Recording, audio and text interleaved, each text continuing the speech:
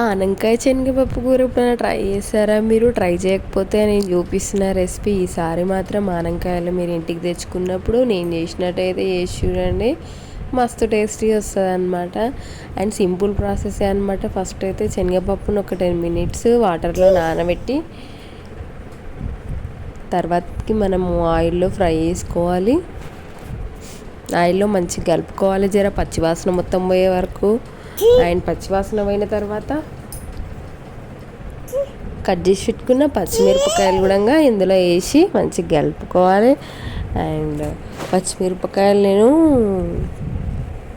కొంచెం డిఫరెంట్ స్టైల్లో కట్ చేసిన మస్తు మంచిగా అనిపించిన షేప్. తర్వాత కరివేపాకు కూడా ఇందులో వేసుకొని కరివేపాకు కూడా మంచిగా ఫ్రై అయిన తర్వాత కట్ చేసి పెట్టుకున్న ఆనియన్స్ ఇందులో వేసి అవి కూడా మంచిగా ఫ్రై చేసుకోవాలి.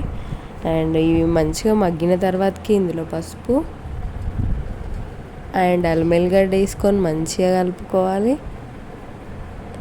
ఇవన్నీ మగ్గిన తర్వాతకి మనం ముందుగా కట్ చేసి పెట్టుకున్న ఆనపకాయలని కూడా ఇందులో వేసేసేయాలి. ఆనపకాయలు కొంచెం సైజు మీడియంలోనే కట్ చేసుకోవాలి.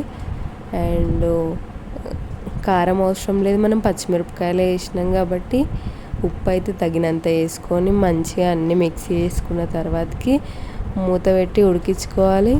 మంచిగా ఆనపకాయలో ఉన్న వాటర్ అంతా అబ్జర్వ్ అయ్యి మంచిగా ఉడికిపోతుంది. సగం ఉడికిన తర్వాతకి ఇందులో వాటర్ పోయాలి, ఇంకా మంచిగా ఉడుకుతుంది మెత్తగా. అండ్ వాటర్ పోసి మంచిగా ఉడికించుకున్న తర్వాతకి వేడి వేడి అన్నంలో ఆనపకాయ కూర వేసుకొని తింటే ఆ టేస్టే వేరనమాట. ఈ కర్రీ కొందికి నాన్ వెజ్ కర్రీస్ కూడా వనికి రావు. ఇట్లా ట్రై చేయండి. Bye bye. సబ్స్క్రైబ్ చేసుకోండి.